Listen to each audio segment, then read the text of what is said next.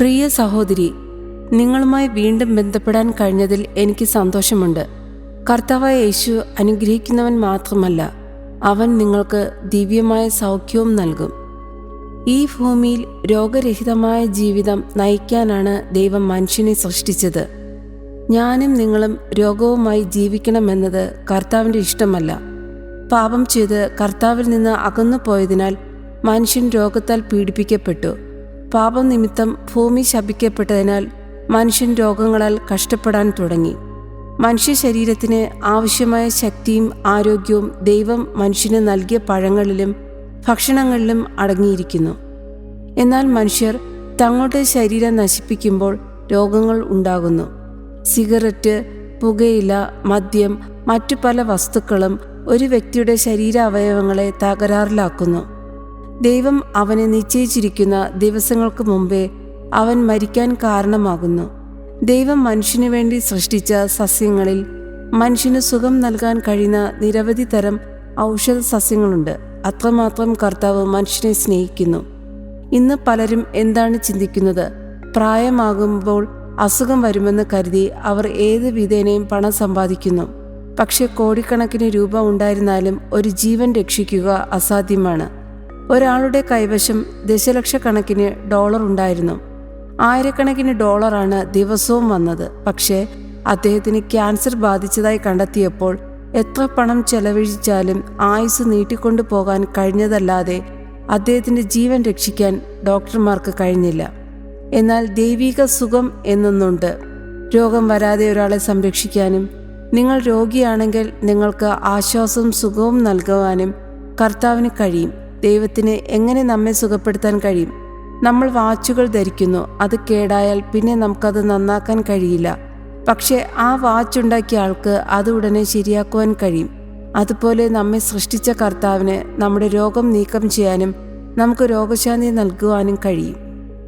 ഒരു വ്യക്തി അവൻ്റെ സന്നിധിയിൽ വരുമ്പോൾ കർത്താവിൻ്റെ ശക്തി അവനിൽ പ്രവേശിക്കുമ്പോൾ അവൻ്റെ രോഗം എന്തു തന്നെയായാലും അയാൾക്ക് സുഖം പ്രാപിക്കാൻ കഴിയും. 12 വർഷമായി കഠിനമായ രക്തസ്രാവ രോഗം ബാധിച്ച ഒരു സ്ത്രീയെക്കുറിച്ച് വേദപുസ്തകം പറയുന്നു. രോഗത്തിൽ നിന്ന് മുക്തി നേടാൻ അവൾ പല ഡോക്ടർമാരെയും സമീപിച്ചു. തൻ്റെ സ്വത്തുക്കളെല്ലാം വിറ്റു, ചികിത്സ തേടി. പക്ഷെ അവൾക്ക് ഒട്ടും തന്നെ സുഖം ലഭിച്ചില്ല.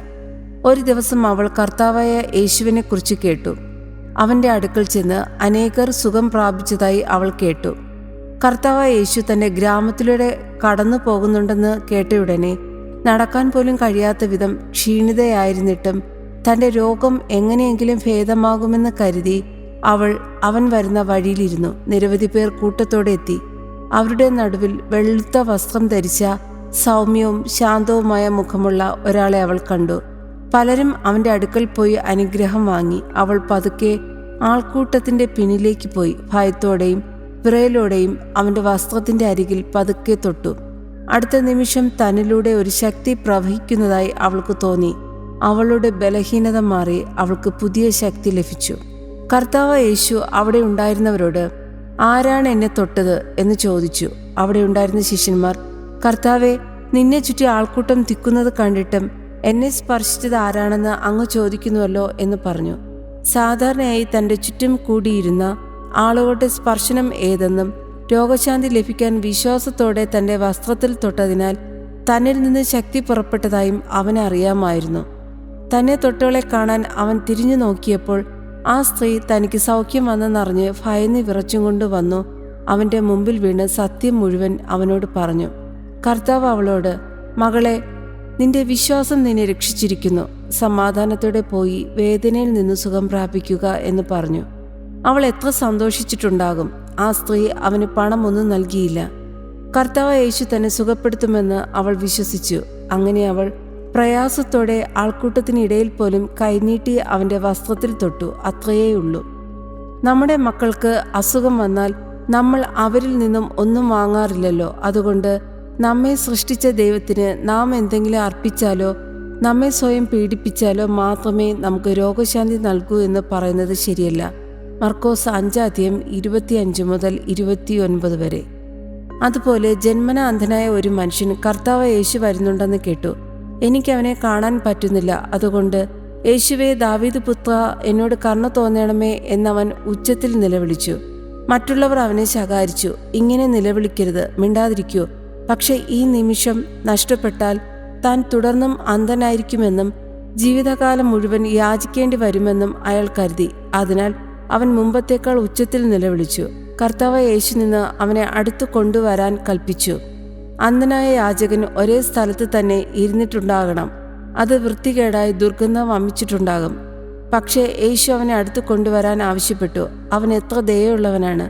വഴിയിൽ ആരെങ്കിലും സഹായത്തിനോ ഭിക്ഷയ്ക്കോ വിളിച്ചാൽ പോലും പലരും അത് ശ്രദ്ധിക്കാറില്ല. എന്നാൽ ആകാശത്തിൻ്റെയും ഭൂമിയുടെയും സൃഷ്ടാവായ കർത്താവ് യേശു അവനെ വിളിച്ചു. ഞാൻ നിനക്ക് വേണ്ടി എന്ത് ചെയ്യാൻ ആഗ്രഹിക്കുന്നുവെന്ന് അദ്ദേഹം ചോദിച്ചു. എന്തിനാണ് വിളിക്കുന്നതെന്ന് അവൻ അറിയാമായിരുന്നിട്ടും അവൻ്റെ വായിൽ നിന്ന് ആ വാക്കുകൾ കേൾക്കാൻ അവൻ ആഗ്രഹിച്ചു. കർത്താവെ, എനിക്ക് കാഴ്ച കിട്ടണം എന്നവൻ പറഞ്ഞു. അവൻ ഉടനെ പറഞ്ഞു, നിന്റെ വിശ്വാസം നിന്നെ രക്ഷിച്ചിരിക്കുന്നു. അവന് കാഴ്ച തിരിച്ചു കിട്ടി അവനെ അനുഗമിച്ചു. രക്തസ്രാവത്താൽ വലിയ ദുരിതത്തിലായ സ്ത്രീയെപ്പോലെ കർത്താവ് യേശു തന്നെ സുഖപ്പെടുത്തുമെന്ന് ഇവനും വിശ്വസിച്ചു. അവൻ യേശുവിൻ്റെ നാമം വിളിച്ചു, തൻ്റെ ആവശ്യം അറിയിച്ചു. അവൻ സുഖം പ്രാപിച്ചു. അതുപോലെ യേശു കുഷ്ഠരോഗികളെയും മുടന്തരെയും തളർവാദ രോഗികളെയും ഭൂതബാധിതരെയും സുഖപ്പെടുത്തി. അവയെക്കുറിച്ച് അറിയണമെങ്കിൽ എന്നെ ഫോണിൽ വിളിക്കൂ. അവൻ്റെ അത്ഭുതങ്ങളുടെ ഒരു പുസ്തകം ഞാൻ നിങ്ങൾക്ക് സൗജന്യമായി അയച്ചു തരാം.